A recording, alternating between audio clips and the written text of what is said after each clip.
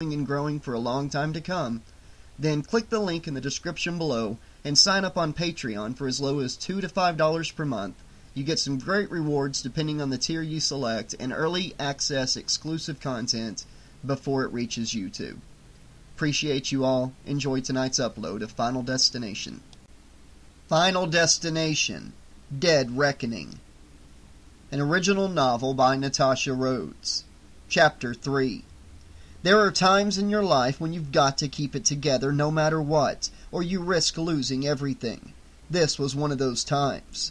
Jess slowly raised herself up on an elbow and looked behind her. The club was completely gone. Where it had used to stand, there was nothing but a U-shaped shell filled with rubble. The middle of derelict warehouse above it had completely caved in, leaving an empty skeleton of girders sticking up into the night air. A curtain of dust surrounded the ruins, billowing outwards like a miniature mushroom cloud. Jess squeezed her eyes shut, her mind whirling. This couldn't be happening. Any minute now she would wake up, like she did last time. She coughed painfully. Her head hurt and her ribs were aching. The breath had been knocked out of her when she had flung herself to safety. Carefully she climbed to her feet on shaking legs and surveyed the remains of the building. It was just gone. There was nothing left to indicate this had once been a packed, thriving club.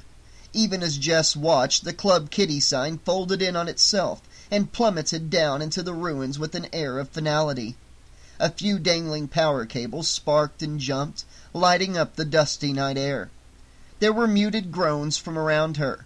Jess took a step back and looked down. Jamie and the bouncer were lying flat on the ground, sprawled on the sidewalk with their hands over their heads. A short distance away, Eric and Ben, the two jocks, lay in the gutter, clinging together in fear. A shadow behind them suggested that Macy the waitress had dived for cover behind a dumpster at the last possible moment. Jess took a deep breath. Her skin felt cold and clammy, and her entire body trembled with shock. A dark patch of blood slowly seeped through her sleeve where she had flung herself flat onto the hard concrete. She stared at it in a daze. Her arm felt fine. There was no pain. Where was all that blood coming from? This had to be a dream, she decided. The last time she'd seen this place collapse, it turned out to be just a dream, so it couldn't be real this time, could it? Jess winced as her head started to throb. She reached up and rubbed at it, and her hand came away bright with blood. She frowned at it. You weren't supposed to bleed in dreams, were you? She began walking across the road to the club, step by step, almost afraid to shatter the illusion. People were spilling out of the adjacent buildings and gazing at the wreckage of the club in shock and horror. One or two were already starting to pick through the rubble, digging with their hands, searching for survivors. In the distance came the blare of an approaching fire truck and the whir of police cars.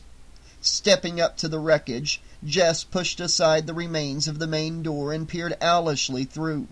She felt very detached, as though this was some freaky alternative reality.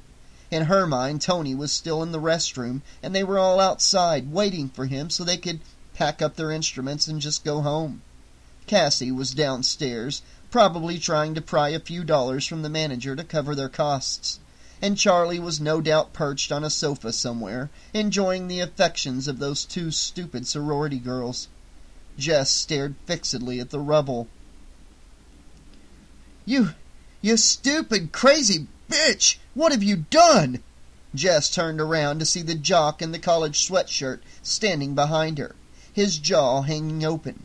He had a hamburger wrapper stuck to his shirt, which he didn't seem to notice. His friend stood behind him, pale with fear. Nothing. I didn't do this. No? Then how the hell did you know that... How the hell did you know what was going to happen? Jess didn't reply.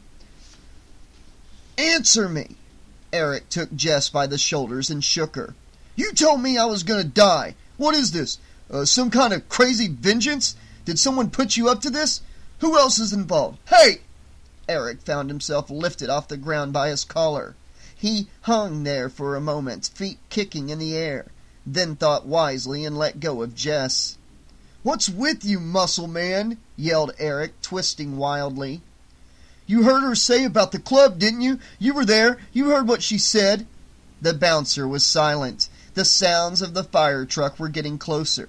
To their left came the wail of approaching police cars. "Hey, you son of a bitch, put me down or I'll—" "Or you'll what?" rumbled the bouncer. Eric looked back at the enormous man, taking in the swirling Celtic tattoos and the deep scars that ran along the length of his arms. He paled slightly, then clenched his fists. "I'll sue your ass." "You will or your daddy will, huh? Which one?" "We both will." Eric was beside himself with rage. "Go ahead, I work for that guy." The bouncer jerked a stubby finger at the pile of rubble. "Good luck."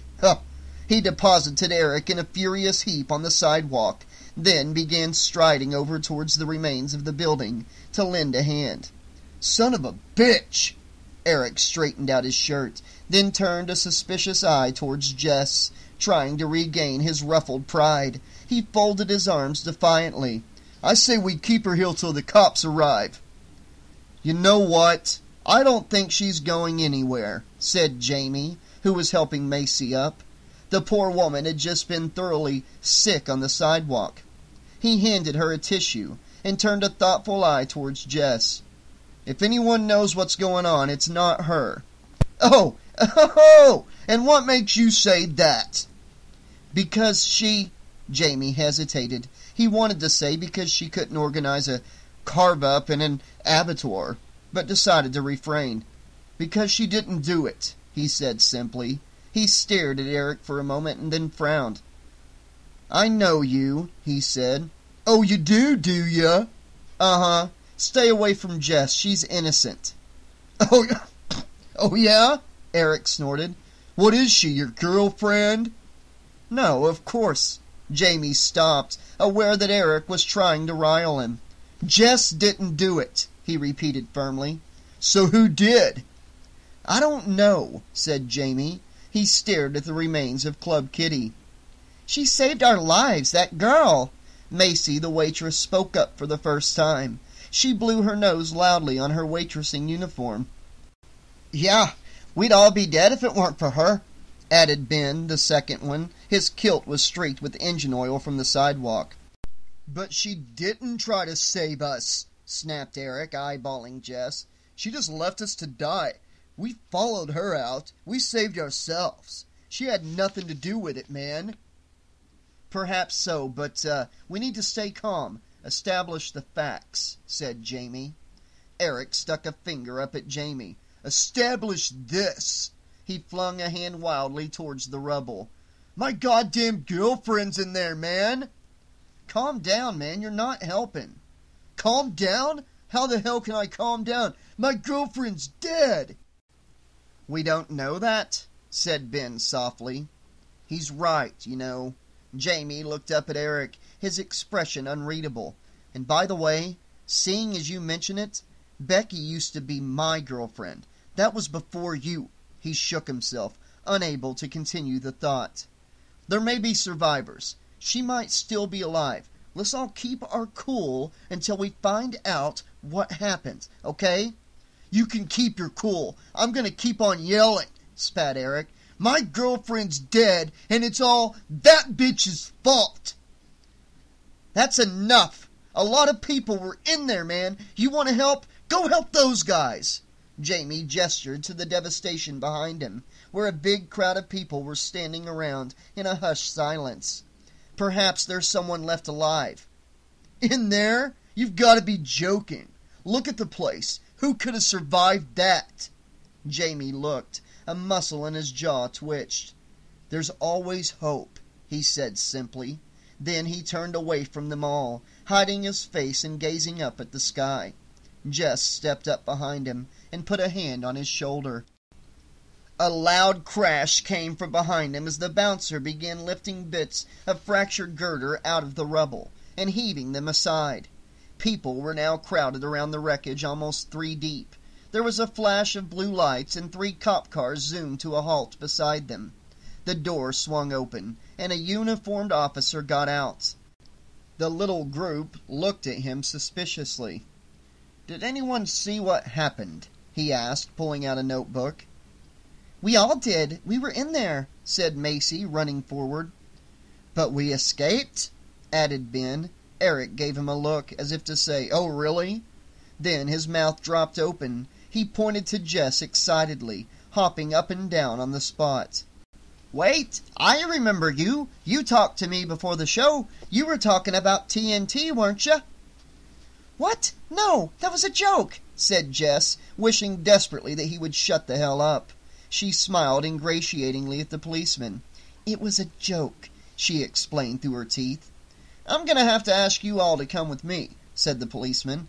"You're all witnesses." He opened the back door to his police cruiser and waited.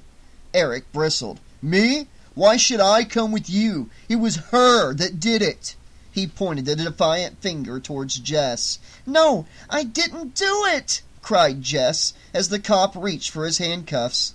Then she mentally kicked herself, unable to believe what she'd just said. The cop raised an eyebrow. "You'll have no problem coming with me, then," he said. A second police cruiser pulled up alongside him. "You'll all be returned home afterwards." "Who, me? No way, I'm not going in no cop car," said Eric, backing away. "What if someone sees me? What about my reputation, man?" "Your reputation for what? Drinking too much and stealing other people's girlfriends?" asked Jamie, under his breath.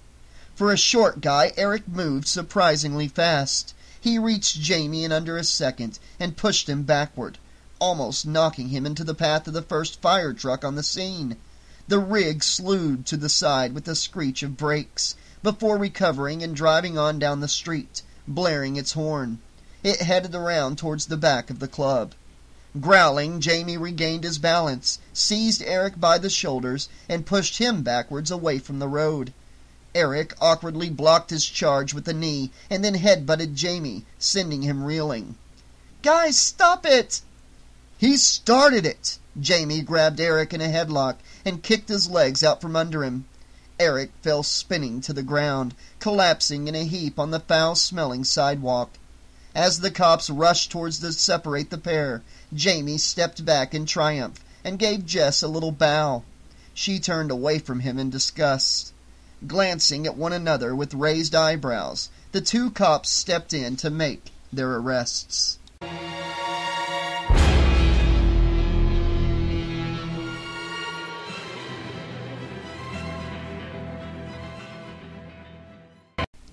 It was just coming up to 2 o'clock in the morning. The survivors sat in a glum circle in the waiting room at the local police station, rubbing their eyes, while the sheriff questioned them one by one.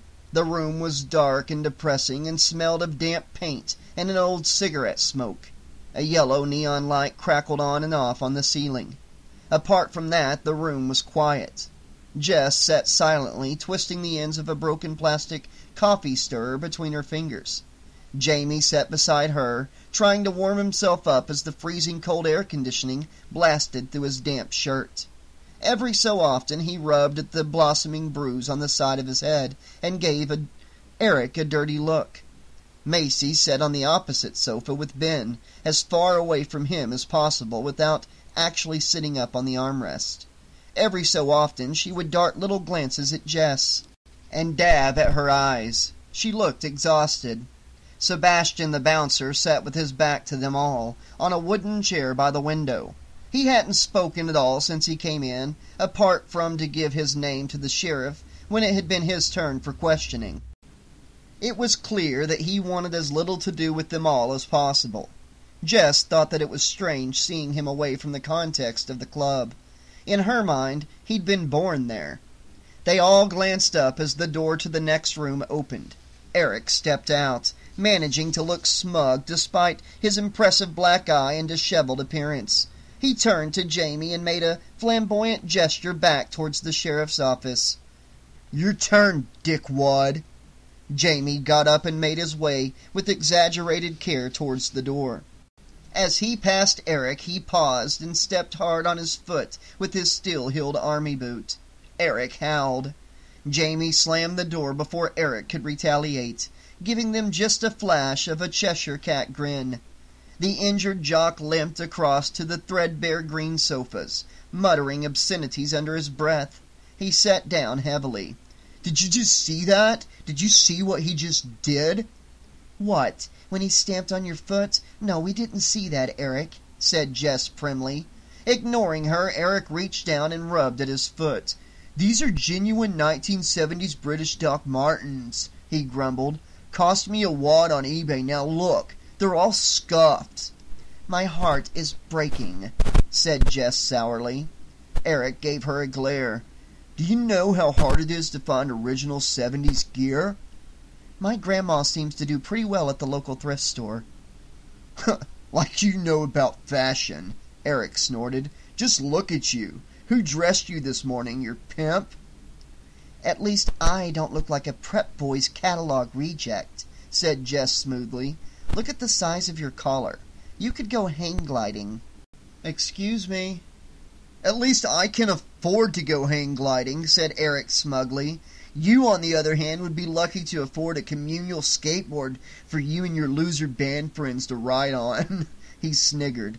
"I can just see you now, wobbling down Main Street with all your gear packed on the back, dogs chasing you."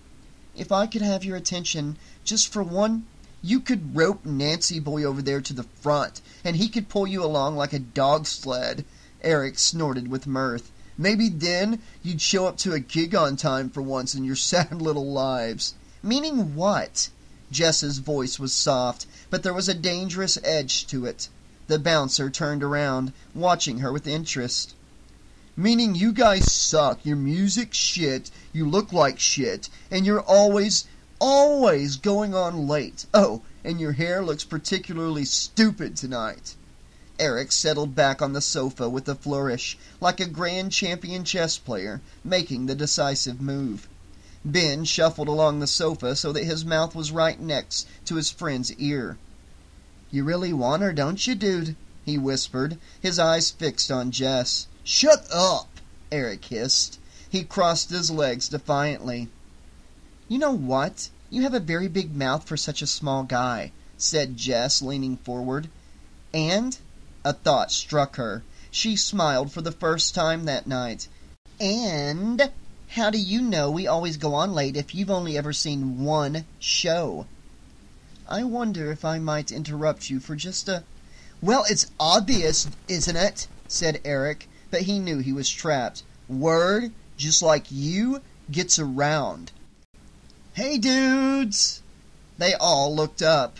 A handsome young man was standing in the doorway. He had a plaster cast on one arm and a dazed-looking sorority girl on the other. Jess couldn't believe it. It was Charlie Delgado. "How's it going, guys?" he asked brightly, swaying slightly. Jess rose to her feet, unable to believe that he was real. "What did—" she began. "Charlie, man, I can't believe you made it," said Eric, as though he had just turned up to a barbecue as opposed to having recently escaped death. He leapt up and bounced over to Charlie, crushing him in a giant bear hug. Charlie yelped. "Dude, please, watch your arm." "Sorry, man." Eric patted his chest, causing Charlie to yelp again. Jess rolled her eyes. It wasn't bad enough being stuck with Eric. Now she had two frat boys to deal with. And to add to her worries, now she was in the same room as Charlie Delgado, and she knew she looked like death warmed up. She furtively glanced around, searching for some kind of reflective surface to check her hair in. There was nothing. Giving up with a shrug, she waved at Charlie, trying to refrain from running up and hugging him. He was alive. "What happened? We thought you were dead," she said, trying to keep her voice casual. "Dude, you are not going to believe this," said Charlie. His voice was bright.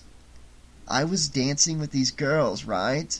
And the next thing I know, the band stops playing just like that. Lead singer had some kind of fit or something." "I know, that was me," said Jess, trying not to sound hurt.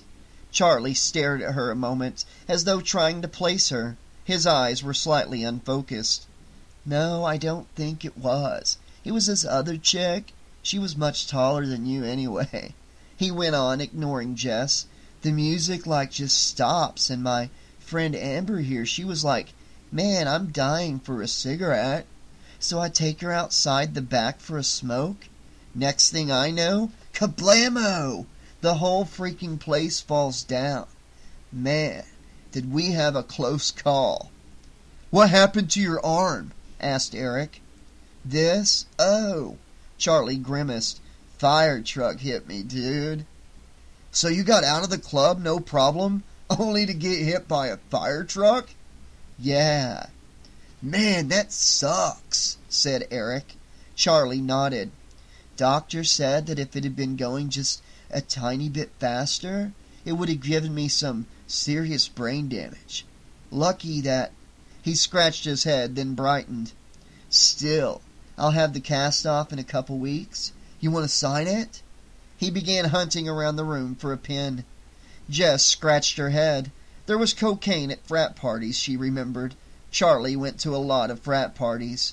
She gazed at him, trying to take in the irrefutable fact of his continued existence. She watched him limp over to the sofa and sit down between Ben and Macy. The sorority girl, Amber, she presumed, tried to perch on his knee. Charlie pushed her off absent-mindedly and resumed his excited conversation with Eric. Across the room, Macy cleared her throat. "Who's that?" she mouthed, pointing to Charlie. Jess waved at her to come over. Macy did so, sniffing loudly. Her eyes were red with unshed tears. "That's Charlie," said Jess. She looked at Macy. The waitress couldn't have been more than 26 years old. Jess detected a subtle change in her demeanor, a slight straightening of her shoulders, and a faint glint in her eye. She realized that Macy was already starting to fall under Charlie's spell. "Yeah, her and half the world," she added wryly to herself, gazing at Charlie wistfully. She sighed. Even dog-tired and covered in engine oil, there was just something about him. There was a small noise behind her. It took Jess a moment to realize that Jamie was standing next to her, clearing his throat pointedly. She looked up, her expression slightly dazed. "Oh, hi," she said. "Are they all finished with you?" "Yep, your turn," said Jamie. There was something odd about his voice. He was staring fixedly at Charlie. "What did they want to know?" asked Jess, distracted. "Oh, this and that, cake recipes, nuclear secrets. I'm not allowed to tell you, Jess." Jamie gave a half-smile which completely failed to reach his eyes. He jerked his head towards the door. "Go on in, girl. They're waiting for you." Nodding, Jess stood up and made her way across the green linoleum to the door of the sheriff's office. She had been dreading this. This was worse than waiting for the dentist. She hoped that the others had the sense to keep their mouths shut about her little outburst back at the club. It was much, much later. Jess emerged from the sheriff's office looking haggard and bemused. A uniformed cop trailed after her. All the lights were out in the room, save for one small desk light on the sheriff's desk by the door. Jamie was sitting at the front desk reading through an issue of LAPD Times, without much enthusiasm. The desk in front of him was covered in clutter and stacks of unfinished paperwork. There was a heavy-looking gold award at the back, a golden statue of a policeman with an inscribed base. It was currently being used as a hat stand. Eric sat on the opposite side of the room, as far away from Jamie as possible. There was a general atmosphere of belligerence in the room, and the faint smell of cigarette smoke. Jamie rose to his feet at the sight of Jess. Eric glanced around, then firmly turned his back on her. Jess looked around her, blinking. "Where did all the others go?" "Home. They were released," said Jamie. He glanced over at Eric. "And you're still here because—" "I was waiting for you." Jamie looked at Jess. "And they said they need him to make a second statement." He gave Eric a cheerful little wave, then turned back to Jess, his expression becoming serious. "Why did you take so long in there? What's wrong?" "Everything." Jess rubbed her hand over her eyes. "They think that I did it." "Did what?" "Knocked the place down." "But that's crazy. You were on stage when it—" "I wasn't on stage. I left just before it happened." Okay, surely they can't blame you for... Jamie's expression changed. What did you say to them? It wasn't what I said to them. It was what they already knew. Eric. It wasn't a question. Jamie's eyes lit up with anger. What? Eric looked around. Are you starting on me again, creep? That depends on what you said, jerk. Guys, enough! Jess rolled her eyes and glanced back at the uniformed officer standing behind her.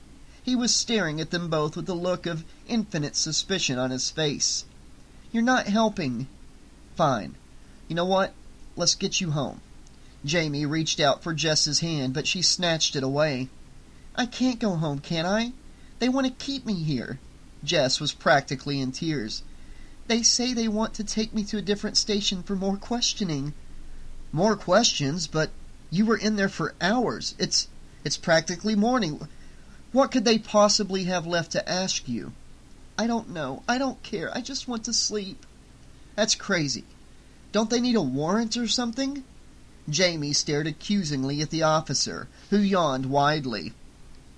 I don't know. Jess shook her head in irritation, rubbing her eyes. Look, you should go. It's late. I'm not leaving you here, Jess. Where did that guy go? The sheriff. Maybe I can talk to him. Make him listen. Jamie. No. This is crazy.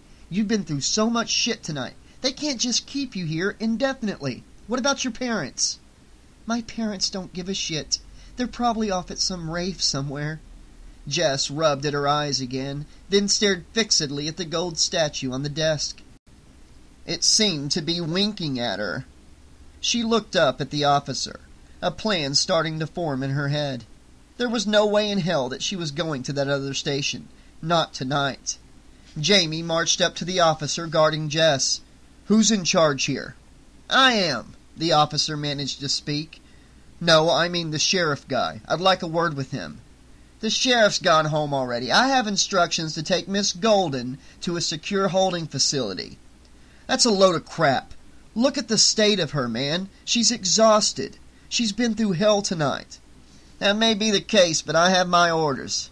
The officer sighed and glanced at the clock. And a wife, waiting at home in bed for me. A nice warm wife, if my memory serves me correctly. He shook his head, giving Jamie a dark look. Do me a favor. You don't like it? Lodge a formal complaint. The address is on our website. He marched over to the desk and pulled a pair of handcuffs from the drawer.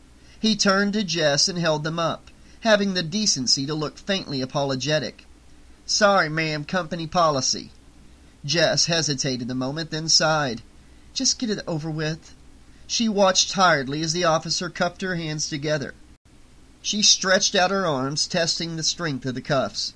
This is bullshit. Go home, Jamie. But, no buts. I'll call you in the morning. No way. There's no way I'm leaving you here with... Jamie looked hard at Jess. She was a stubborn girl, but he liked to think he knew her better than anyone else. He noticed a faint spark in her eye, and saw her shake her head fractionally. He raised an eyebrow. The girl was up to something. Well, if you're sure, I'm sure. Fine. Just call me as soon as you know what's going on, okay? Sure. Jess stopped and sniffed. Behind her, the officer started walking around the room, turning off lights and settling the alarms. She leaned back against the desk and lowered her voice. What's that smell? Have you been smoking?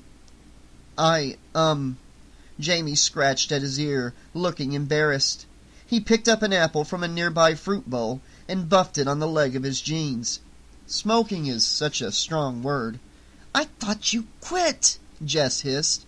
You were so proud. I know. Jamie looked genuinely distressed. I guess I just lost it for a minute there. I was stressed. That prick over there was bitching at me, and he wouldn't shut the hell up. I had to smoke, or I'd have beaten him to death with his own severed leg by now.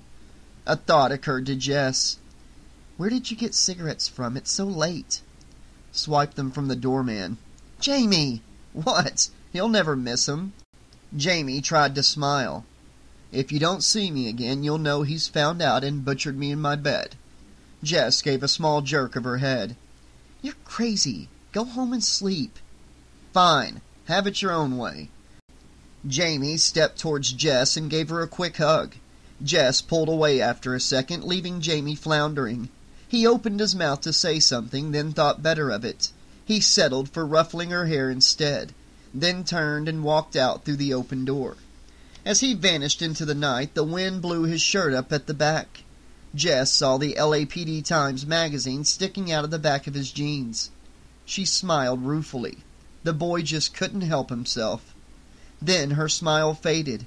She glanced at the police officer. He gazed back at her, unblinking, and pulled the main door open. "After you," he said with exaggerated politeness. He turned to Eric. "And you." "Oh, goody. I thought you'd never ask," said Eric. He stood up deliberately slowly, stretched, and made his way towards the door. "I'll get you for this bitch," he whispered as he passed Jess. "You promise?" Jess fluttered her eyelashes at him. Eric growled at her. Jess straightened, moving away from the desk. She started breathing harder.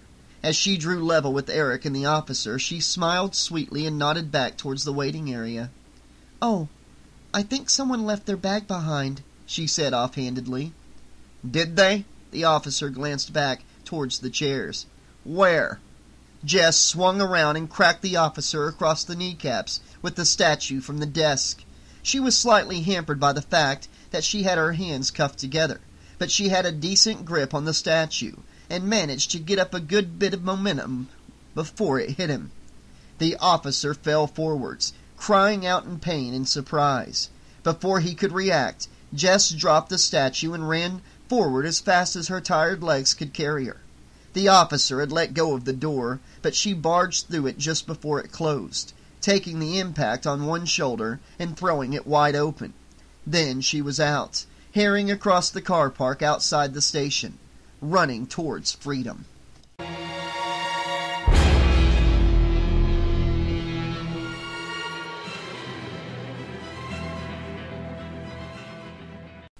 Okay, Slashaholics, this has been Chapter 3 of Final Destination Dead Reckoning. And this is the first part of the book so far that I've got a couple issues with. Excuse me. My first issue is the writing. The writing was so clever and sharp in the first two chapters, but is it just, maybe it's just me. Let me know in the comment section if I'm just crazy here, but did the writing seem kind of sloppy and lazy in that chapter? Or am I just seeing things, you know? Maybe I'm overthinking it.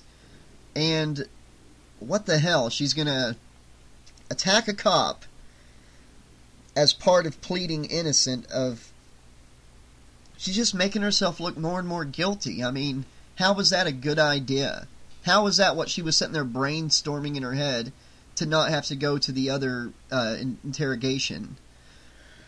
I don't know, it just seems so unreal and extreme, and I just really felt like the writing in this chapter, I hope it's not like this for the rest of the book, but at least in this chapter it just seemed kind of sloppy, and the characters were all over the place, like really all over the place.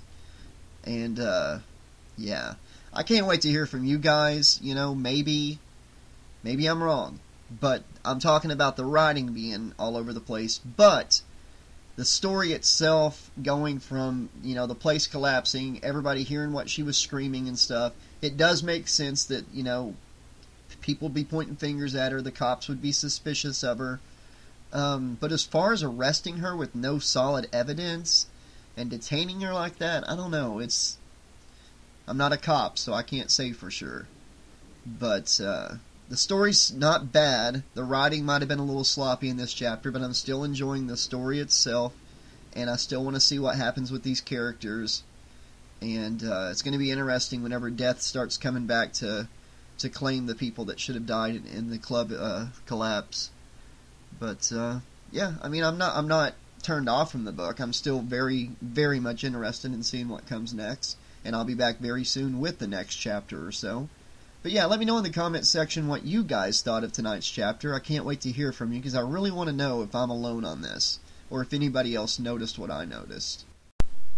Like, did anybody else think it was kind of, you know, sloppy and all over the place? I mean, what I mean is, like, some of it felt so forced, you know, like the animosity between Eric and Jess, you know. Whenever he was leaving the club, it just seemed like he was just happy to just be gone and out of there, you know, whatever. But when it collapsed, all of a sudden, oh, Jess did it, you know. It's like he went from being like a brain-dead jock to being smart enough to like piece stuff together and have suspicions. And then it just seemed like him and Jamie's past with the ex-girlfriend or whatever seemed forced. You know, I mean, what's going on with... I don't know. Guys, let me know what you thought. I'll be back. Until then, this has been your friendly neighborhood 80 slasher librarian saying thanks for listening, and